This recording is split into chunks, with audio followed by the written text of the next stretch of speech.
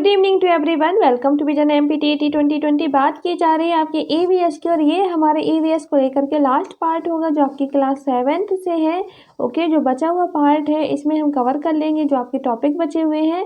आप देखेंगे कि जो हमारे जलवायु परिवर्तन के प्रभाव और जलवायु परिवर्तन में हमारी भूमिका, इससे रिगार्डिंग कुछ फैक्ट आपके क्या क्लास 7th से भी मैच कर रहे हैं, उनको लेकर हम आज डिस्कस करने जा रहे हैं। तो बात कर लेते हैं सबसे पहले आपके मौसम की रिपोर्ट। ठीक है ना, जो आपके मौसम की रिपोर्ट है वो भारत मौसम विज्ञान विभाग के द्वारा क्या होता है, तैयार की जाती है।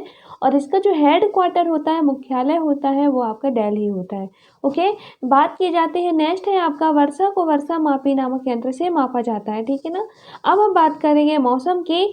मौसम आखिर क्या है, ठीक है ना, तो किसी स्थान पर तापमान, आर्द्रता, वर्षा, वायु वेग आदि के संदर्भ में वायुमंडल की प्रतिदिन की परिस्थिति उस स्थान का मौसम कहलाती है। ठीक है ना, प्रतिदिन की परिस्थिति, आज का मौसम कुछ और है, कल का कुछ और हो सकता है। ठीक है ना, जो आपकी तापमान है, आर्द्रता है, वर्षा है, वायु वेग है, क्या है इसमें, क्या है परिवर्तन, इसमें क्या होता है, चेंजेस देखने मिलेंगे आपको। हम अगर वो मिलते हैं दिन प्रतिदिन, आप देखेंगे कि ये जो छोटी सी अवधि है जिसमें इतने सारे बदलाव हो रहे हैं, ठीक है ना, ये लंबे समय एक जैसी नहीं होती कि आज जो है वो क्या हो सालों चले, तो वो आपकी मौसम नहीं कहलाएगी, बल्कि क्या है आज कुछ और है, कल आपके कुछ और डेटा रहेगा।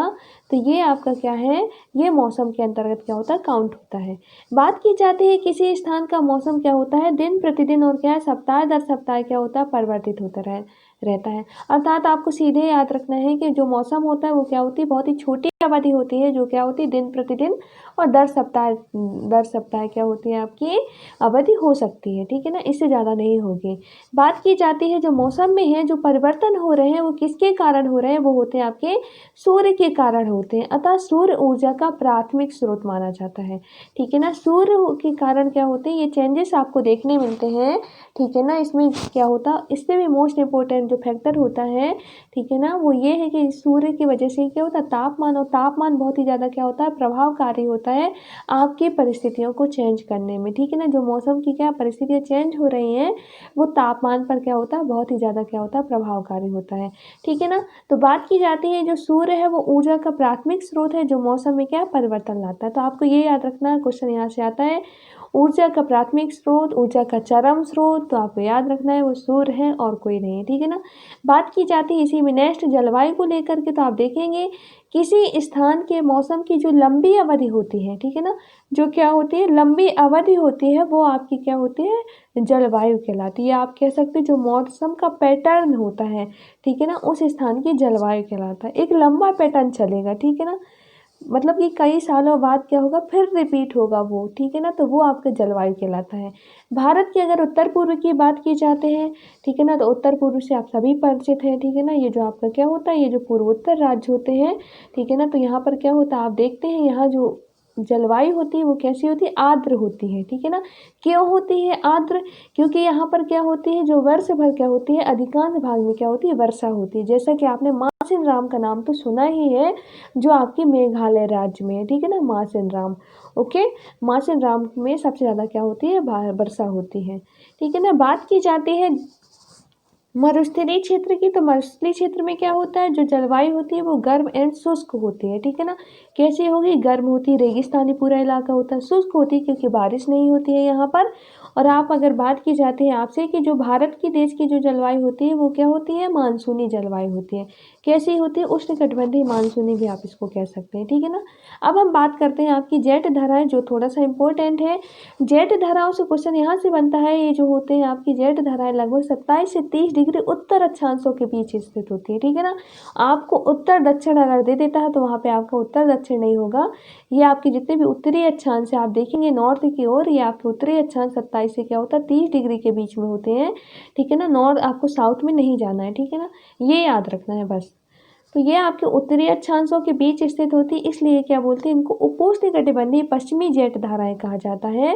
और भारत की बात की जाती है तो भारत में ये जेट धाराएं क्या होती है, ग्रीष्म ऋतु को छोड़ करके, जो गर्मी का सीजन होता है, ग्रीष्म ऋतु होती है, उसको छोड़ करके पूरे वर्ष भर क्या होता है, हिमालय के जो दक्षिण में क्या होता है, प्रभावित होता है। ये जो हिमालय आपका, आप देखेंगे हिमालय के दक्षिण में क्या होता है, प्रभावित होती है जेट धाराएं। ठीक है ना, बात की जाती है जेट धाराएं एक क्या होती है, सक्रिय पट्टी में स्थित क्षोभ क्षोभ मंडल में अत्यधिक ऊंचाई वाली पश्चिमी हवाएं होती हैं, ठीक है ना। इनकी जो गति होती है वो क्या होती है, 110 किलोमीटर, एवं सर्दियों की बात की जाती है तो 184 किलोमीटर हो जाती है इनकी स्पीड, ठीक है ना, चलने की। तो एक हिसाब से ये क्या है, सक्रिय पट्टी में स्थित होने वाली जो क्षोभ मंडल में पाई जाती है, ठीक है ना, क्षोभ मंडल में पाई जाती है। और आप देखेंगे इसकी जो ऊंचाई होती है वो क्या होती है, ऊंचाई क्या होती है आपकी 12,000 मीटर से अधिक होती है, ठीक है ना, इसकी ऊंचाई 12,000 मीटर से अधिक होती है। ओके, अब हम बात करते हैं आपके नेक्स्ट है आपका जलवायु परिवर्तन। जलवायु परिवर्तन आखिर क्या है आपका, जलवायु परिवर्तन पर पड़ने वाला सबसे महत्वपूर्ण मानवोद्भवी कारण होता है वायुमंडल में ग्रीन हाउस गैसों का बढ़ता सांद्रण। क्या है आखिर, जो आपकी ग्रीन हाउस गैसेस हैं उसमें क्या हो रहा है, उनका जो घनत्व है, उनका जो क्या है मात्रा है वो क्या हो रही है, बढ़ रही है, सांद्रण क्या हो रहा है, बढ़ रहा है, ठीक है ना। तो इससे क्या हो रहा है, ग्लोबल वार्मिंग होगा। सीधी सी बात है, जब आपकी क्या है गैसेस बढ़ेंगी तो पृथ्वी के तापमान में क्या होगी, वृद्धि होगी, ठीक है ना। वो सारी गैसेस जो क्या है पृथ्वी के तापमान को बढ़ाने में क्या है बहुत ही ज़्यादा क्या होती हैं, कारगर साबित हुई है, जैसे कि आपकी CO2, ठीक है ना। तो इससे क्या होगा, जब ये बढ़ेंगे तो पृथ्वी का तापमान बढ़ेगा, पृथ्वी का तापमान बढ़ेगा तो ग्लोबल वार्मिंग तो आपका बढ़ेगा ही बढ़ेगा, ठीक है ना, जिसे आप वैश्विक तापमान भी कहते हैं। ओके, बात की जाती है ग्रीन हाउस इफेक्ट आखिर में होता क्या है, बात कर लेते हैं। जो ठंडे मौसमों में क्या होता है, ठंडे मौसम में या ठंडे क्षेत्रों में, ठीक है ना, उष्णकटिबंधीय पौधों को गर्म रखने के लिए शीशे द्वारा ऊष्मा को रोक लेने के कारण शीशे के अंदर का तापमान बाहर के तापमान से काफ़ी अधिक होता है, जिसे ग्रीन हाउस इफेक्ट कहते हैं।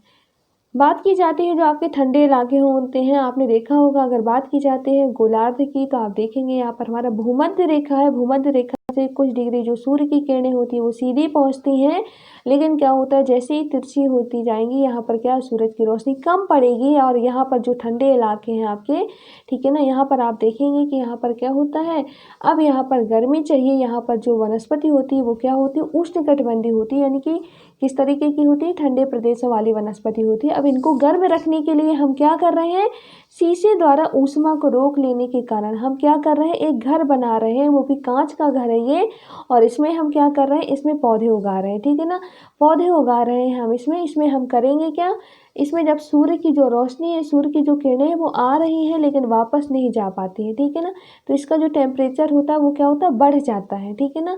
तो यहाँ फ़ायदा तो हो रहा है कि यहाँ के जो पौधे हैं वो क्या हो रहे हैं, इन्हें गर्मी मिल रही है, ठीक है ना, ये बेनिफिट है इनके लिए, पौधों के लिए। लेकिन बात एक्चुअली होती ये है कि रोक लेने के कारण शीशे के अंदर का तापमान तो बाहर के तापमान से क्या होगा, अधिक ही होगा, जिसे ग्रीन हाउस इफेक्ट कहते हैं, ठीक है ना।